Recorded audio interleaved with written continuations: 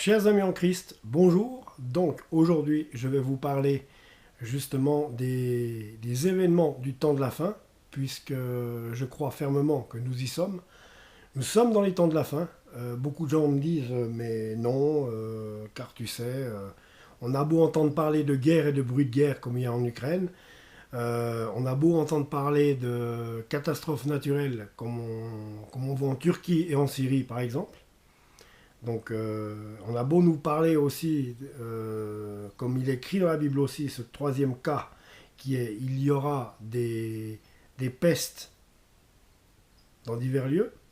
Donc, les pestes, on a été servi avec le Covid-19, vous en souvenez, et c'est pas fini. Donc, toutes ces choses sont là. On me disait, mais oui, Stéphane, tu sais, mais tu sais, il y avait bien la guerre de 40, la guerre de 39-45, et c'était des guerres et des bruits de guerre, et c'est pas pour autant qu'on était dans les temps de la fin. Peut-être, peut-être oui, mais ça, faut savoir que pour Dieu, un jour est 1000 ans, et que, voilà, ça date d'il y a 70 ans la guerre, 80 ans, la guerre, c'est pas si vieux que ça, la guerre 45, 39-45, un truc comme ça. La dernière guerre, en fait, la dernière guerre mondiale. Et on nous dit aussi qu'on sent bien qu'on est assis sur une poudrière dans le monde entier, que les chrétiens sont persécutés dans les quatre coins du monde, que l'iniquité règne, que euh, le meurtre, les trafics de tout genre, trafic humain, trafic de drogue, sont à foison dans le monde. On se rend compte que la magouille, comme on l'appelle vulgairement, est à l'œuvre partout, mais absolument partout, et que on sent bien que c'est les temps de la fin. On le voit bien avec aussi une météo qui est changeante d'un jour à l'autre, dans des endroits comme par exemple chez nous en Suisse, on devait avoir non-stop 3 mois à 4 mois de neige quand j'étais enfant. Et il y avait facilement de décembre à avril, il y avait facilement 1 mètre de neige au bord de la route qui tenait. Aujourd'hui, on n'en voit quasiment plus. Alors vous allez me dire, oui, mais c'est le changement de température. Oui, oui, bien sûr qu'il y a un certain changement de température, mais pour moi, c'est le grand dérèglement des temps de la fin. Tout est déréglé, y compris le climat. Le climat qui est déréglé, certains disent aussi que c'est que il y a tellement de péchés sur terre que tout se détraque, y compris le temps, y compris la terre.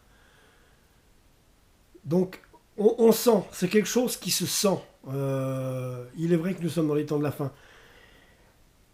Alors nul ne sait quand arrivera l'enlèvement, personne ne le sait, ni Jésus lui-même, ni les anges, mais Dieu seul.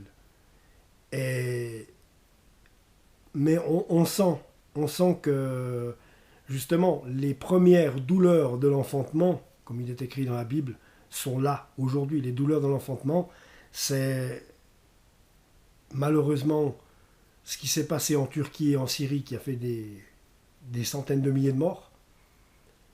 Euh, c'est horrible. Cette guerre en Ukraine, où j'ai justement des voisins actuellement qui sont ukrainiens, qui ne parlent pas beaucoup le français, mais qui s'accrochent pour s'adapter. Et ils n'ont pas dû vivre quelque chose de facile. Ils nous en ont fait un peu part. Et très honnêtement, on ne peut rester que ému devant ces témoignages-là. Et voilà, ça c'est les bruits de guerre et la guerre. On nous parle aussi maintenant de l'antéchrist. On attend l'antéchrist. Personnellement, comme tous les chrétiens, je surveille d'un œil pour voir qui pourrait être l'antéchrist. Est-il déjà là? Ça, c'est la grande question. Est-il déjà là? Donc actuellement, il n'y a pas l'air d'avoir, au moment où je vous parle, dans les temps où je vous parle, il n'y a pas l'air d'avoir quelqu'un qui émerge de plus qu'un autre aux yeux du monde pour faire des miracles, des prodiges, comme il est écrit dans la Bible, ni quelqu'un qui commence à se faire aimer plus qu'un autre, une star, un politicien, un musicien, que sais-je. Non. Donc pour l'instant, on n'en est pas là, mais on sent très bien aussi que l'intolérance règne dans le monde. qu'on commence à appeler de plus en plus le mal, le bien, quand on pointe du doigt, par exemple, des choses comme l'homophobie, comme il est écrit dans la parole, il est écrit que l'homophobie est contre nature, c'est un péché. C'est pas moi qui l'invente, c'est écrit noir sur blanc dans la parole de Dieu. Alors quand nous disons ceci, tout de suite on nous dit « Mais qu'est-ce que tu racontes? T'es intolérant, c'est pas possible !» Alors moi je veux bien être tolérant à niveau humain, pour ne pas avoir de problème avec la personne en face de moi. Bien sûr que j'en pense rien. Un des premiers commandements de la Bible, c'est « Aime ton prochain comme toi-même ». Donc ça veut dire que « Aime ton prochain comme toi-même », ça veut dire par exemple « Laisse penser l'autre ou faire ce qu'il veut ». Donc je laisse penser et faire ce qu'il veut sans juger. Mais dans la parole, il est écrit que c'est un péché. Et quand on dit que les gens appellent le mal le bien, eh bien, c'est par exemple ah, t'as vu ce que tu dis? On est vu tout de suite comme un pestiféré si on dit qu'on n'est pas d'accord avec ceci. Et pourtant que dans la parole de Dieu, c'est écrit. C'est une abomination aux yeux du Seigneur. Voilà, pas spécialement des miens, mais de ceux du Seigneur. Et je suis le Seigneur. Après, je respecte ce genre de choses aussi. Toutes choses. Et moi, je suis personne pour juger parce que, mes amis, je suis le premier pécheur d'entre tous. Je suis le premier pécheur d'entre tous. J'ai fait plus de bêtises que peut-être 100 personnes réunies là devant cet écran. Et je n'en suis pas fier, croyez-moi. Mais c'est juste pour vous dire. Donc, il y a ça. Mais il faut veiller. Il est dit qu'il y aura un réveil qui va être fait. Et justement, ce réveil, j'aimerais y contribuer à ma façon, de manière à toucher ton cœur, toi qui es derrière l'écran, qui ne crois pas en Dieu. Si Dieu n'existait pas, qui a créé toute la terre, les forêts, les arbres, les montagnes, le ciel, la planète, l'humain, la femme qui est capable de donner l'enfantement, qui est capable de créer avec son corps un être humain? C'est de la magie, c'est pas de la magie, c'est miraculeux. Ben non, les gens font pas attention à ça, puis ouais, ben c'est normal, c'est naturel. C'est naturel. Ouais, ça s'est fait comme ça, tiens.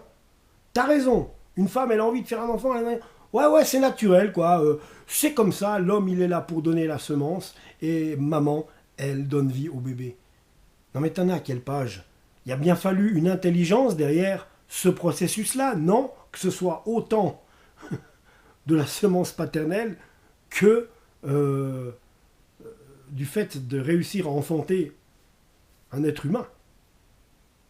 C'est Dieu qui est derrière tout ça. Et plus que derrière tout ça, il est derrière nos vies. Il est derrière nos circonstances. Même s'il nous a laissés libres de nos choix et que parfois on fait des mauvais choix, on prend des mauvaises décisions.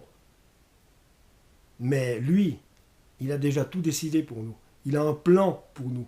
Et c'est ce plan qui doit s'accomplir. Et tant qu'on n'est pas en présence de Dieu, tant qu'on le rejette, eh bien on est complètement paumé dans la vie. Il n'y a rien qui fonctionne. Tout ce qu'on entreprend va de travers. Voilà pourquoi les choses vont de travers dans vos vies. Je vous le dis à vous, parce que moi, je l'ai vécu aussi. Aujourd'hui, je ne le vis plus, car j'ai donné ma vie à Christ, et je le suis. Même il y a des fois, ça ne me plaît pas. Ces décisions, elles ont l'air plan-plan comparé à ce que je voulais, mais je dois suivre ce que lui disait, ce que lui dit, ce que lui a décidé, sinon ça n'ira pas. Parce que tout ce que j'ai entrepris par moi-même n'a pas fonctionné. Tout ce qu'on entreprend par nous-mêmes ne peut pas fonctionner. Mais les gens s'énervent. Mais pourquoi, après tout ce que je me suis donné, tout ce que j'ai donné comme effort, pourquoi ça ne fonctionne pas? Mais j'en reviens pas. Mais qu'est-ce que j'ai fait au bon Dieu? Tu n'as rien fait au bon Dieu, simplement. Tu ne le suis pas, simplement tu ne le regardes pas, ne l'écoutes pas. Et c'est lui qui a un plan parfait pour toi et qui devrait guider justement ta vie. Et s'il ne te donne pas de réussir ou d'avoir ce que tu veux, c'est parce que ce n'est pas en adéquation avec ce que lui, ton créateur, a décidé pour toi. C'est ton créateur, c'est à lui de décider, c'est pas à toi. Eh ben oui, c'est comme ça. S'il y a des gens qui ont une fortune dans la vie, Dieu les a fait riches parce qu'il y a une raison derrière. Parce que c'est le plan qu'il a décidé pour eux. Et avec cet argent, il crée des fondations pour aider les enfants pauvres, pour aider l'Afrique, par exemple, à monter des puits d'eau, à mettre des écoles, des constructions, que sais-je. Voilà. Voilà pourquoi il y a des Rockefeller. Bon, là, par exemple, bah oui, d'un côté c'est juste, mais bon, moi ces grandes familles précitées, je les soupçonne quand même d'être de l'autre côté de la barrière, à savoir chez l'ennemi. Donc ça c'est une autre histoire.